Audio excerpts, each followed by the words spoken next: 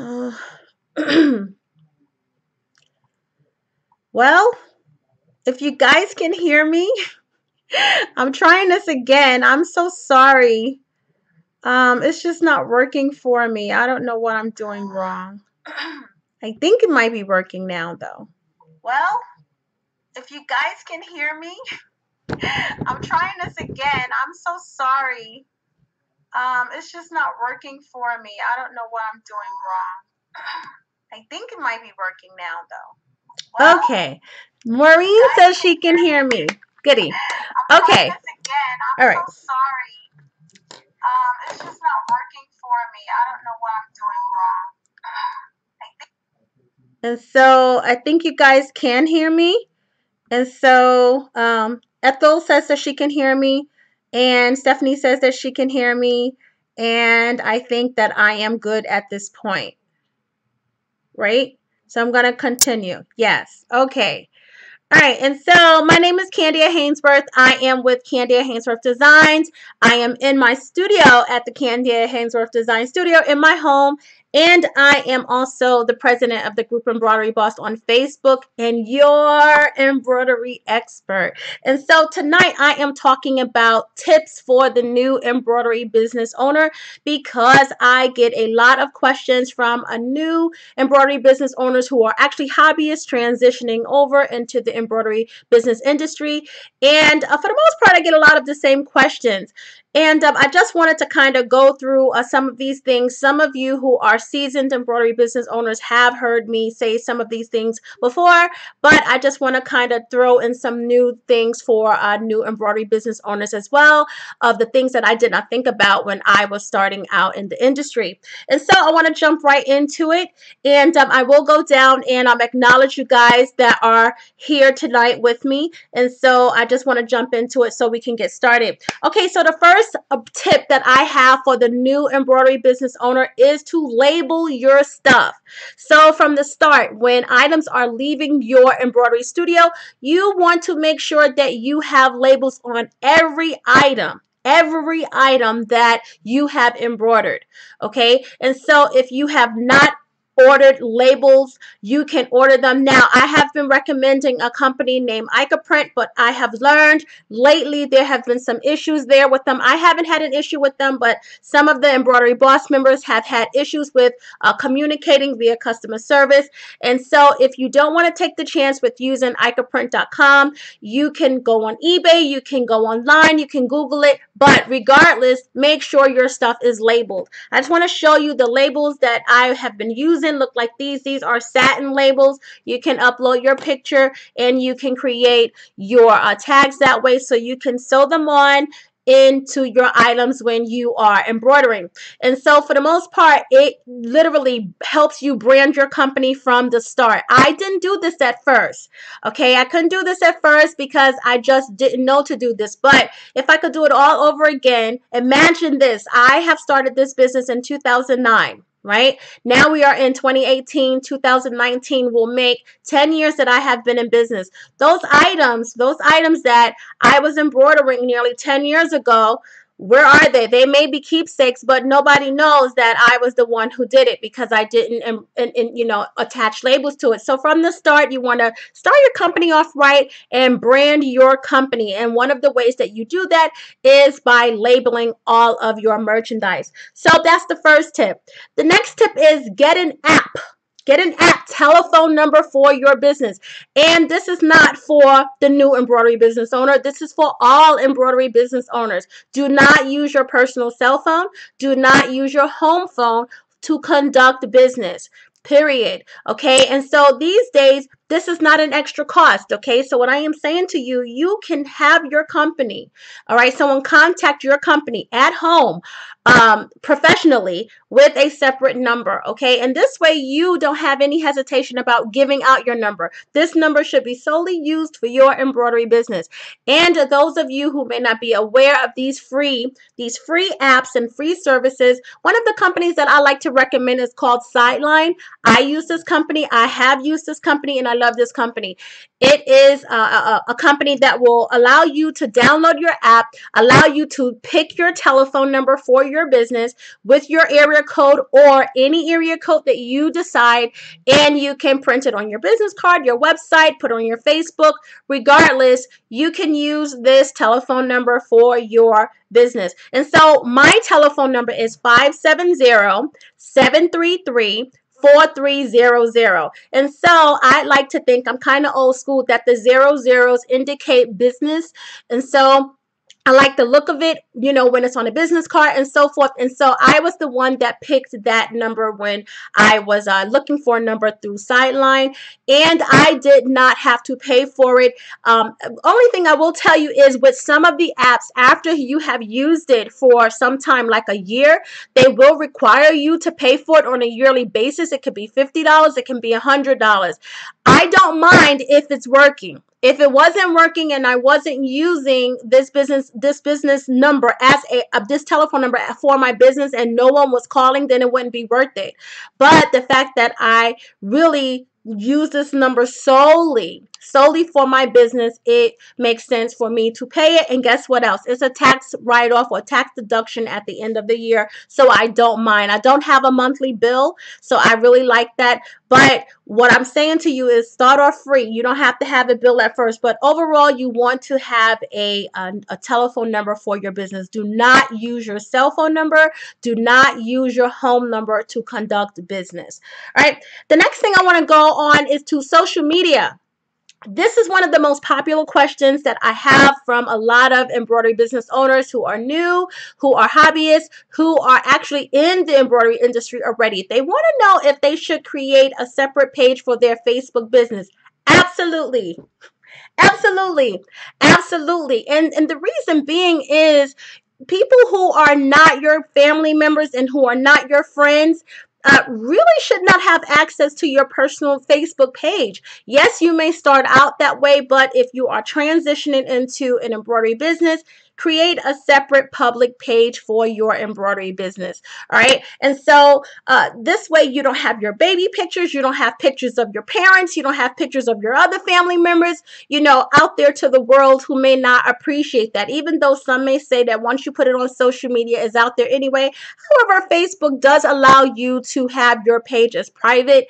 And so, it does give you some room, for a little bit of privacy there. And so for the most part, if it's a business, conducted as such, develop a Facebook business page for your business, okay? And once again, it's not hard to do. Once you have a set Facebook page as a personal page, you can go and branch off. Now, my Facebook page, my personal Facebook page is Kandia Haynesworth. My business Facebook page is KandiaHaynesworth.com. All right. And I do keep the two separate. So this means that if you go on my Facebook page, KandiaHaynesworth.com, my business page, you will not see my son's baby pictures. You will not see my wedding pictures. You will not see things that are personal and that are dear. You will see things that are only customer related and only things that are related to embroidery business or what's going down here in my studio. And so in my personal page, my family members and my friends, they do have access to pictures of me when I was a child. They have pictures of they can see pictures of my sons, pictures of my parents, pictures of my wedding, things that are personal or private. Okay, and so that's the difference. You don't want to commingle the two. It's just never a good idea. All right, and so before I go on, I am going to go down and just acknowledge some of you who have been patient with me. And so I want to say hi to Ethel, Warren. I want to say hi to Maureen. Thank you guys for, showing me, some loyalty and helping me, get this up and running tonight. I want to say hi to Stephanie and Valerie Hill. And I just appreciate you guys hanging in there with me. I see Janae, I see BB, I see Carol. Thank you all for joining me. Okay, so let's move on. All right, the next one that I want to go to is business cards. Now, I have talked about business cards before.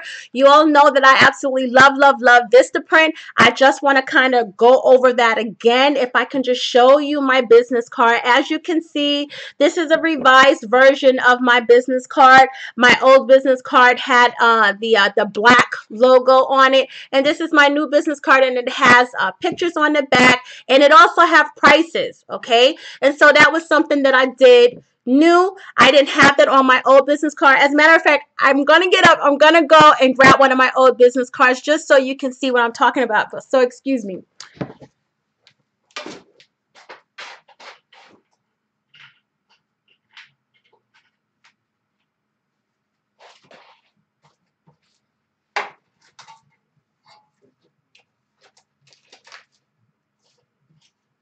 I can't find one of my old business cards. Okay, I guess I'm not grabbing one of my old business cards. Okay, I guess I'm not grabbing one of my old business cards. I can't find my old business cards. Okay, and so what I wanted to say was, can you all see me?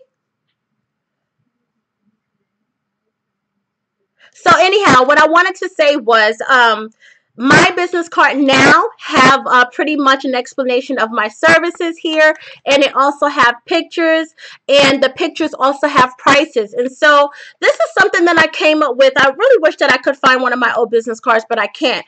The reason why is because the old business card had pictures, but it had no prices, and it really had no explanation of my services. And so every time I will tell you constantly to constantly keep assessing. And that was one of the things that I will continuously do. Ask people, like, how do they like my business card? What do they think of it? And for the most part, people like to see pictures, but people like to know prices, okay? Because a lot of the times, if something looks really pricey or really expensive, they get a little bit discouraged. And so, on the back of my card, I have a variety of prices here. Some of my baskets are $175. Some of them are $50. Some of them are $65. Some of them are $249. So it's a wide variety. Okay, so when someone calls my company with my business card, and I know that they have my business card because I will ask them, I know offhand that they have an idea of how much my services cost, okay?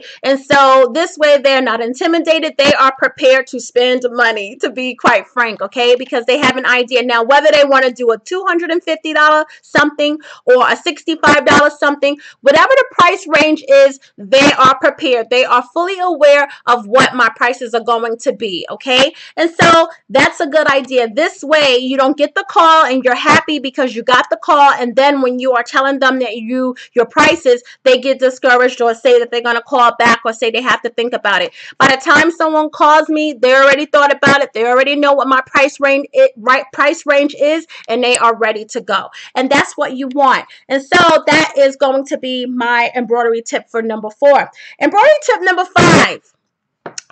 So embroidery tip number 5 is wear your brand. Yes, I have said this before. In fact, I believe that this was April 2017 challenge where I challenged all of the Embroidery Boss members to get their logo digitized and embroider it on their shirt, fleece, hats, whatever it is that you wear, okay? And so I am still there. I am still wearing my uniforms, and I encourage you all to do so, especially the fact that you may be approached by people that are also starting their companies and they want to try to develop their brand, or bigger companies who are already started, like the local schools or the local PTA clubs and so forth. You want to show them that your business is professional and you take your services just as serious as you want them to. So wear your brand, okay? And I always have my brand on anytime I deliver anything. I never deliver in a regular t-shirt or regular shirt. It is something that always have Kandia Haynesworth designs on it.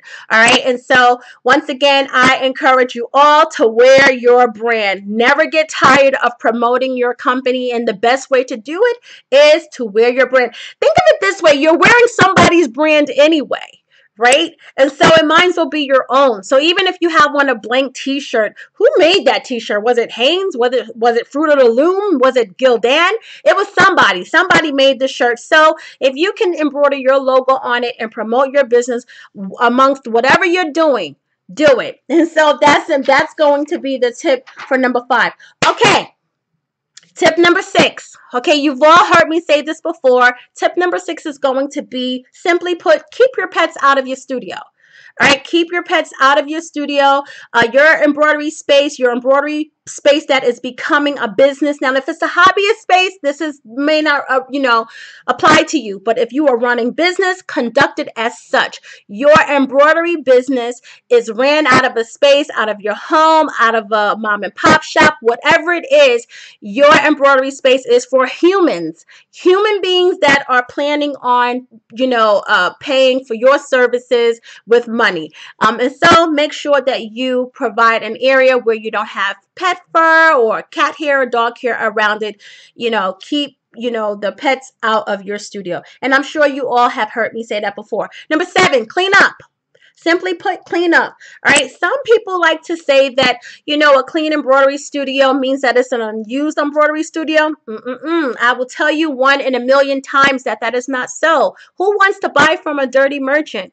All right. And so nobody wants to buy from a dirty merchant. You wouldn't eat out of a dirty restaurant. If the restaurant had dirty plates on the table, you would not find it acceptable and say, well, they're busy. That's why they didn't have time to clean off the table. It is not acceptable. And so make sure that if you're going to have customers come over to your embroidery studio, make sure that it's tidy. Make sure that it's clean. It's not acceptable that you are conducting business in an untidy embroidery space.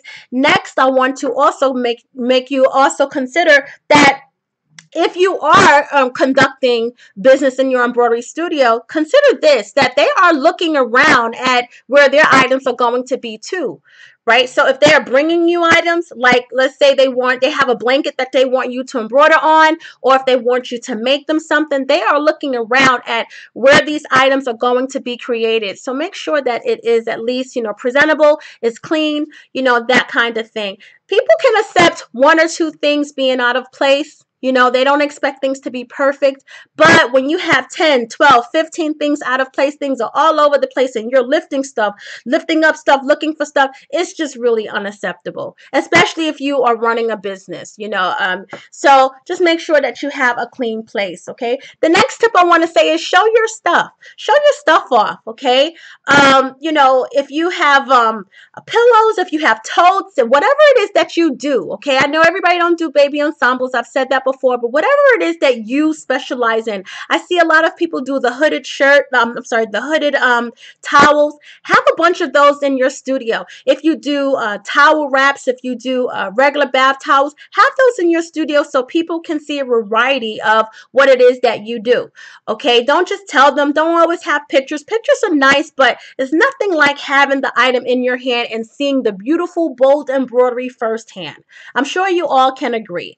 Okay, and so make sure that you have a couple of items displayed in your studio to promote whatever services that is going to be your niche, or whatever services that you want to kind of specialize in, because seeing is believing. Okay, the next tip that I want to say is, okay, let me just go down and say hi to a couple of you first before I continue.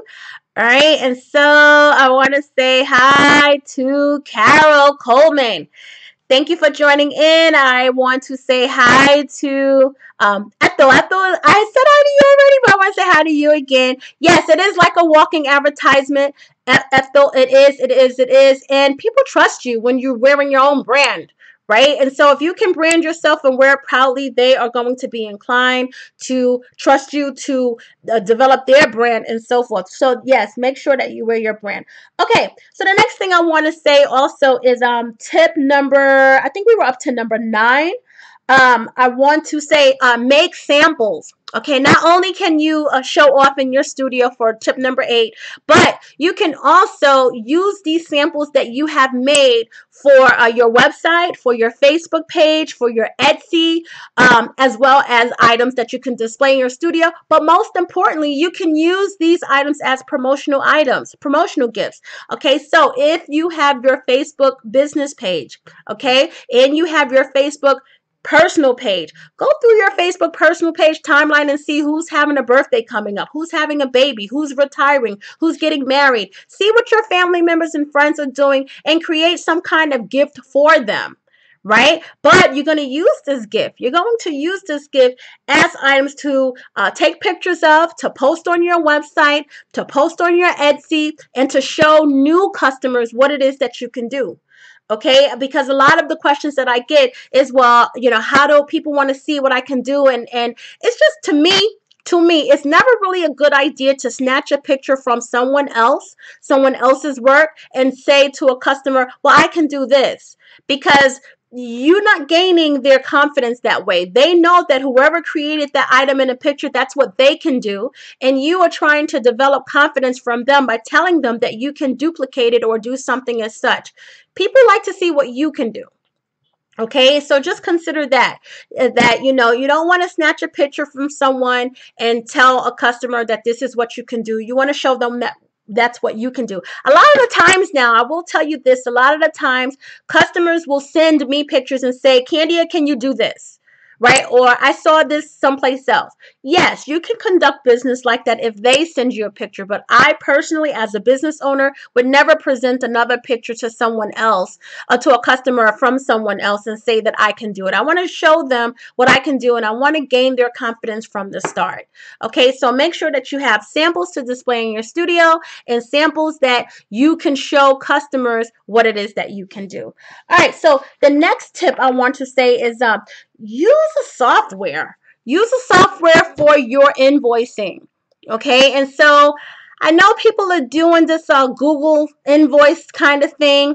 I like Google invoice kind of thing. I just think that it's not, in my opinion, it's just not, you can't really track it. You can't really track it the way other softwares can. And there are loads of free softwares out there and inexpensive ones. If you want to pay something on a monthly basis for a little bit more, what is it? Items that you can do, things that you can do, then fine. But one of the free softwares that I like to recommend is called Wave Accounting, and I will actually post the link below. I think that Wave Accounting is one of the best really to use, really, because you don't have to pay for it, and you can do so much with Wave Accounting. You can post your inventory, you can make contracts, you can send estimates and quotes, you can track your progress, you can even track what it is that you are spending, you can track what area or category is doing better. So I personally like Wave Accounting, and I have been using Wave Accounting for quite some time. And so I still say Wave Accounting is one of the best out there. The next tip that I would like to add is state your policies. All right, state your policies. All right, and so I can't say it enough that, if people don't know that all sales are final, because you haven't stated that on your receipt, then guess what? It's not final because you haven't stated that. It can't be told after there's a problem that, well, I don't give refunds. Okay, because how was they supposed to know that in the first place? And to be quite frank, PayPal really would not side with you in the event that there was a transaction because you didn't tell them up front. And so from the start, I say make sure that when you are sending PayPal invoices or you are sending electronic invoices where credit card payments are accepted, you want to make sure that it states your policies fully. And one of the most important things that you can state in your policy is how the money is going to be handled in the event that there is a problem. Okay, so if you are a person that is willing to give a refund, fine, state it that, refunds are possible and give an explanation why. If it's all sales are final and that's the end of that, you need to state that. Okay, it will cover your business in the long run. And the last tip that I have for you guys, yes, I wanted to keep this under 30 minutes and we are just at 29 minutes. Attend events. Okay, I cannot tell you that I wish somebody had told me how important that is. Okay, and so for me, those of you may know already that the bread and butter of my company is baby ensembles. That is what I do, that is what I love. But I can tell you guys that I have been notorious at sending beautiful baby ensembles and not attending baby showers. So this year I plan to try to attend all of the baby showers that I am invited to. Of course, I will be bringing a beautiful ensemble, but it's just nice when it is that they've invited you to their event and you have a beautiful gift, but you are showing up. And so that is just something that I will tell you that I wish someone had told me, that attending events with your item, your embroidered good is the perfect opportunity to promote your business. And so that is the one thing that I will be adding to my to-do list this year. All right, and so that's all I have for you guys today. I will go down and just say hi to you guys again. We are at 30 minutes, and I really wanted to keep it short this time. I have some other things that I want to talk to you about, but not in this segment. And so I just want to say hi to Connie Bedell. Thank you for joining in. And any of you who have anything to say in regards to this, I am welcome to your questions. I am also welcome to your comments as well. If not, then I will be heading off, and I will be preparing for my next topic. All right. And so, once again, I think that we are at 31 minutes, and let's see. I think that that's all. I don't think that anyone have any questions. And so that's fine. I will be preparing for my next topic. Once again, if you have not joined the group Embroidery Boss on Facebook, come over and join. We are 12,000 members plus strong and growing. All right. However, you do have to answer those 3 questions. Okay. And if you don't answer those 3 questions, what's going to happen is your application or your apply is going to remain in pending mode. Okay. And if you are trying to add people into the group Embroidery Boss, please tell them that they have to answer those 3 questions.